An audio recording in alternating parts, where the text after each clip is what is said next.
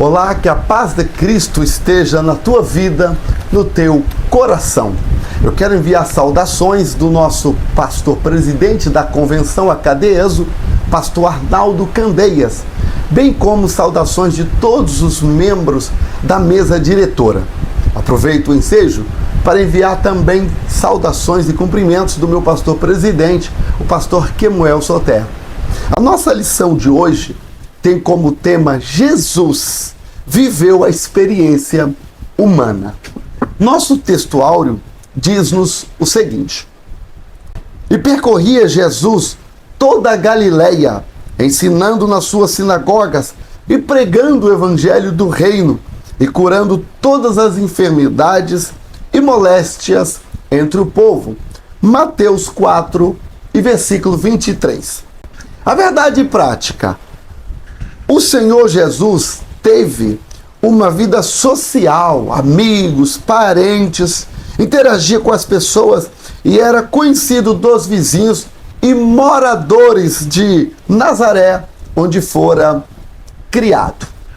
A leitura bíblica em classe está em João capítulo 1, versículos 43 a 51 e também Mateus 26, versículos 37, 38 e 42. Nós estamos estudando uma série de lições na disciplina teológica conhecida como Cristologia. Porém, o foco que o comentarista da lição desse trimestre está dando são as seitas. Então estamos estudando Cristologia com foco no combate às heresias e seitas de alguns movimentos esquisitos. O tópico 1 da nossa lição diz-nos assim: a experiência humana no ministério de Jesus. Falando da experiência humana de Jesus, talvez alguém possa até achar que essas lições estão muito repetitivas. Na verdade, é um cuidado que o professor deve ter, porque as lições não estão falando da mesma coisa. Na lição passada, nós estudamos sobre as duas naturezas de Jesus, a natureza divina e a humana, conhecido na teologia como a união hipostática de Jesus. União hipostática. O que é isso? É que Jesus, ele tinha as duas naturezas, a humana e a divina, inseparáveis. Né? Isso é união hipostática. União hipostática. Foi esse assunto que nós estudamos na lição passada. Jesus é tanto Deus, perfeitamente Deus, como também perfeitamente humano. Porém, na lição passada, nós percebemos que Jesus ele se despiu da sua glória, do seu poderio. Ele não usou os atributos, embora ele os tivesse. Ele nunca deixou de ser Deus, porém, ele não usou os seus atributos. Jesus foi e é verdadeiramente homem e verdadeiro Deus. Perfeito homem, perfeito Deus. A lição de hoje já não é mais sobre as duas naturezas. As de hoje é o viver, o dia a dia de Jesus na forma humana, ele totalmente homem. E é com esse tom de estudar já não as duas naturezas, mas sim o dia a dia humano de Jesus, que ele enfrentou logo de cara. Logo de cara ele enfrentou os fariseus. Fariseus é uma seita da época, um movimento, uma religião da época. Eles eram muito radicais. O nome fariseu vem do hebraico, que significa separados. Eles vestiam diferentes, separados da sociedade, viviam, não entravam em qualquer casa. E eles defendiam, o fariseu defendia a tradição acima da Bíblia, da Escritura. Será que hoje tem igrejas assim? E muitas, que defendem tradições acima da Santa Escritura, da Palavra de Deus. Inclusive, tem seitas enormes, gigantes, com milhares e milhares de seguidores. Seitas que acreditam na tradição acima da Escritura. e até diz a tradição apostólica acima da palavra de Deus, da Bíblia. Então isso é um perigo violento defender. Isso é voltar ao farisaísmo. E os fariseus, eles foram o grupo mais combatido e reprovado por Jesus. A ponto de, em Mateus 23, versículo 6, Jesus disse assim para os fariseus: vocês anulam o mandamento de Deus por causa da tradição. Então, quando colocamos a tradição acima da Escritura, nós anulamos o mandamento de Deus. Obviamente que anular o mandamento de Deus é desviar-se de Deus, afastar-se de Deus, é ignorar o Senhor, é cair num erro de perdição, como o apóstolo Pedro advertiu. Então é esse o perigo. Por isso estamos falando sobre os fariseus. Porém, os fariseus acreditavam em anjos. Eles acreditavam também em ressurreição, na vida após a morte. Eles acreditavam nisso. Já o outro grupo eram os saduceus. Saduceus era um outro grupo religioso, e esses já não acreditavam em anjos. Também não acreditavam em vida após a morte, nem em ressurreição. Eles acreditavam só nos 5 primeiros livros da Bíblia, o Pentateuco. Não acreditavam nos profetas, nem nos salmos, não acreditavam. E eram grupos opositores a Jesus. O outro grupo que tinha eram os herodianos. Esses eram mais focados na política. Os herodianos eram nacionalistas, defendiam e lutavam, muito em favor da nação, mas era um grupo que tinha um viés também religioso e usava a religião para poder fazer suas conquistas nacionalistas. Jesus viveu nesse contexto, e nesse contexto, que é o contexto religioso, Jesus ele tinha parente, ele tinha sua mãe. A Bíblia diz sobre a mãe de Jesus. A Bíblia também diz que em Lucas, por exemplo, 2:40 e depois versículo 52, que Jesus ele crescia em estrutura física como uma criança normal. Jesus também ele interagia com as pessoas. Por exemplo, em Mateus 9, versículos de 9 a 13, Jesus ele vai na casa do próprio Mateus, o Levi, que é chamado de Mateus, e o Levi ele chama seus amigos para o jantar social, e Mateus convida os seus amigos, e entre os amigos de Levi e Mateus, que é o Mateus até que escreve o Evangelho, quem é que está lá? O próprio Jesus. Então Jesus ele tinha convívios sociais, ele ia jantares. Ele foi em Mateus 26, de 6 a 13, a um jantar em Betânia.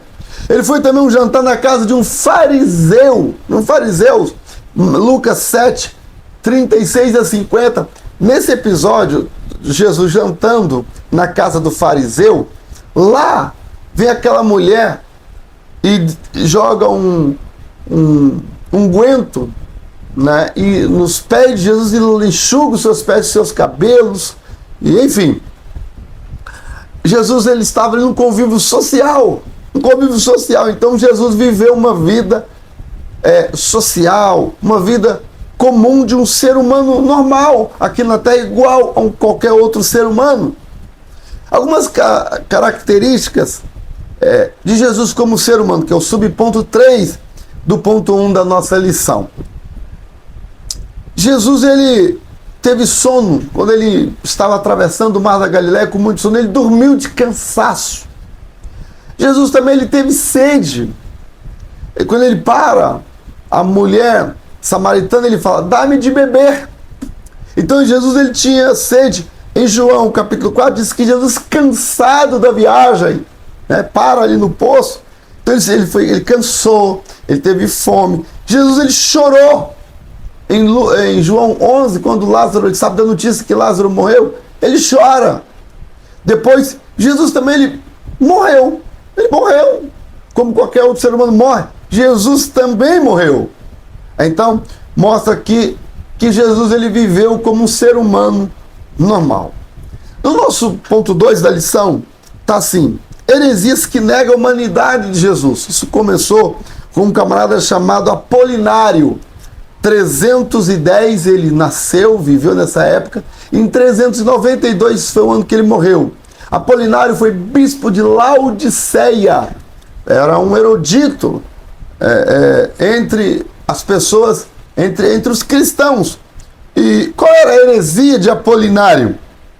É que Apolinário, ele negava que Jesus tinha espírito. Para Apolinário, Jesus só tinha corpo e alma. Ele não tinha espírito. Não seria a mesma coisa, que o dicotomista hoje. Vocês sabem que quando estudamos teologia tem a dicotomia e a tricotomia. A dicotomia 2 diz que espírito e alma é a mesma coisa. Espírito e alma são só palavras sinônimas. Espírito e alma é a mesma coisa. E já o tricótomo diz que espírito é uma coisa, alma é outra coisa e o corpo é uma outra coisa. Os tricótomos embaseiam-se em 1 Tessalonicenses, capítulo 5, versículo 23. E todo o vosso espírito e alma e corpo, esse e alma e corpo, espírito e alma e corpo, esse e significa que são coisas distintas. Então, pastor, o que seria a alma e o que seria o espírito? Bem, vamos começar pelo corpo. O corpo é a matéria, aquilo que se pode pegar. A alma é o mundo dos sentimentos, da emoção. É o mundo da emoção e do sentimento, a alma. Tanto é que o cãozinho, né, tem a chamada alma vivente. O cão sente sede, sente amor, balança o rabinho assim, o cão sente ódio. É a alma vivente. Mas o cão não tem o espírito. Então, aqui quero destacar que a alma humana não é a mesma que a alma do cão. São almas, porém a alma humana é uma alma especial. Mas é alma. A alma é o mundo do sentimento e das emoções. E o espírito? O espírito é o mundo do intelecto, da razão, do discernir certo e errado, da decisão, pode e não pode, do livre-arbítrio. O livre-arbítrio, a decisão, a inteligência, o conhecimento, essas são faculdades, características do espírito e não da alma. Que a alma é apenas o mundo da emoção e do sentimento. Pastor, prova isso na Bíblia. Em 1 Coríntios capítulo 2, versículo 11, está escrito assim: porque qual dos homens conhece as coisas do homem, senão o espírito do homem que nele está? Então note que no grego é a palavra pneuma. Então o espírito é o que conhece, é o que sabe. Jesus, contrário do que o Apolinário pensava, Jesus ele tinha tanto espírito, alma e corpo. Por quê? Em Marcos, capítulo 2, versículo 8, está escrito, Marcos 2 e 8. Aqui Marcos 2 e 8, está escrito assim, deixa eu ver aqui, Marcos, cadê Marcos? Capítulo 2, Marcos 2 e o versículo 8. Escrito está, Marcos 2, 8. Marcos 2 e 8. Está assim, Jesus, conhecendo logo em seu espírito, que assim razoava entre si, lhes disse, por que razoais sobre estas coisas em vossos corações? Então veja, Jesus conhecendo no seu espírito. Então note mais uma vez o conhecimento ligado ao espírito. Então, contrário de Apolinário, que Apolinário dizia que Jesus não tinha espírito, ele tinha espírito, porque ele conhecia, tinha razão, decisão, livre-arbítrio, e Jesus também tinha alma, porque é o psique no grego, né? Alma, que ele sentiu sede, Jesus ele sentiu tristeza, então isso é a alma de Jesus em ação. E o corpo, ele sangrou, ele derramou seu sangue, né? Então Jesus ele tinha corpo, alma e espírito. Muito bem. Tem aqui reação da igreja. A humanidade plena de Jesus está declarada no Novo Testamento. Então a igreja, no Novo Testamento, ela reconhece que Jesus realmente teve corpo, alma e espírito e que viveu normalmente. E isso, a igreja defendeu isso no concílio da Calcedônia, em 451, no concílio da Calcedônia, combatendo a heresia de Apolinário. Tá? Então, ao longo da história, a igreja reconhece. Agora temos aqui o monotelismo. Monotelismo, o próprio nome, né? Mono, significa que Jesus só teve uma vontade. Uma vontade. Porém, no concílio de Constantinopla, essa heresia, a heresia foi criado por um patriarca chamado Sérgio de Constantinopla. Ele era bispo, mas mais do que bispo, patriarca de Constantinopla. Então, Sérgio defendia que Jesus só tinha uma vontade. Na verdade, isso era uma tentativa de consolidar, né, fazer uma consolidação do concílio da Calcedônia, tentou se conciliar, dizendo que Jesus ele só tinha uma vontade, que a vontade divina ela acaba prevalecendo sobre a vontade humana, e Jesus só tinha uma vontade. Na verdade, esse era o monotelismo, e isso foi refutado, né? Foi refutado no concílio, isso foi refutado teologicamente no concílio chamado Concílio de Constantinopla, tá? Ok. O certo é que Jesus, ele tinha tanto a vontade divina quanto a humana, e por isso que o monotelismo, que só tinha uma vontade, foi refutado. Ele tinha tanto a vontade divina quanto a vontade humana. Jesus ele era perfeitamente humano e perfeitamente Deus. Pastor, qual o problema aqui? O problema é alguém dizer que Jesus usou a vontade divina para poder vencer o pecado. Quando eu digo isso, eu estou em oposição ao que diz Hebreus, capítulo de número 4 e versículo 15. Hebreus 4,15 diz assim. Vou ler o versículo 14 também.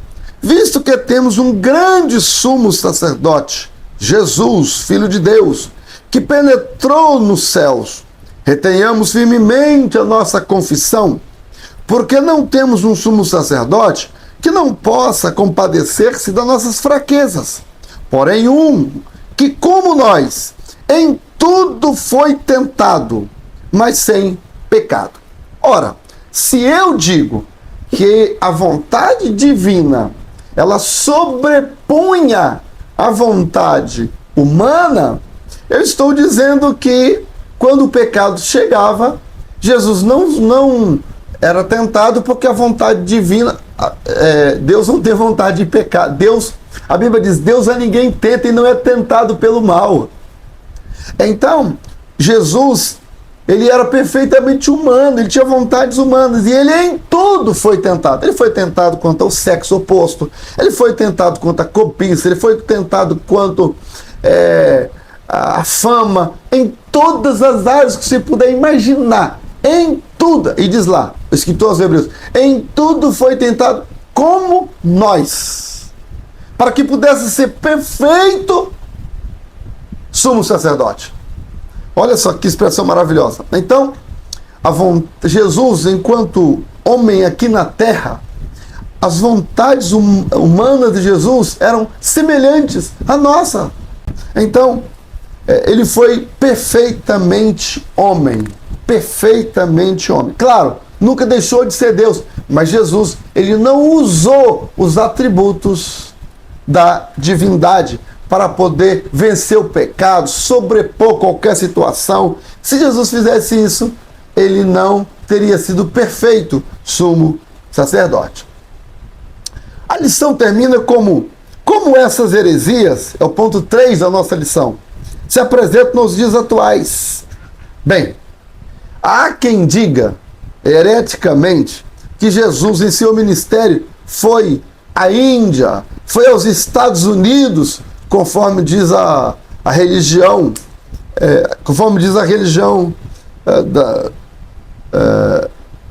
religião dos Mormons, né? E outras religiões aí que falam que Jesus foi dos Estados Unidos. Jesus, ele, seu ministério, a Bíblia diz em Mateus 4:14, Jesus ele foi no Egito. Claro, viveu em Israel. E Jesus também foi à Fenícia.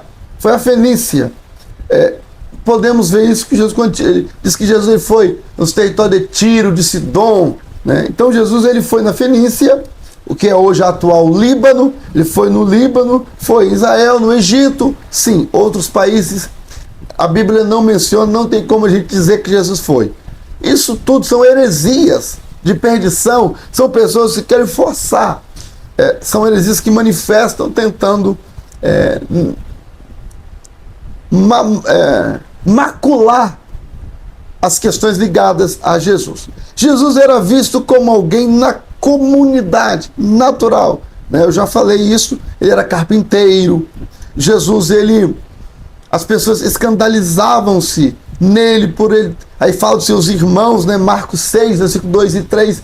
Não é esse aí, o filho do carpinteiro, né? Certamente, a Bíblia não diz, mas certamente, alguém falou assim: nossa, mas ele não fez aquele banco para nós? Ele era o filho do carpinteiro, porque na tradição judaica, os filhos aprendiam a profissão. E quando Jesus desaparece dos 12 aos 30 anos, ele estava exatamente com o seu pai, aprendendo a profissão do pai. A Bíblia não diz, mas é só ver a história dos judeus, que isso é comum até hoje no judaísmo, não é? Então assim, essas heresias se manifestam. Devemos ter cuidado, porque Jesus é o verdadeiro homem e o verdadeiro Deus. Ele viveu aqui na terra, semelhante a nós, como nós, mas ele em tudo foi tentado, mas sem pecado.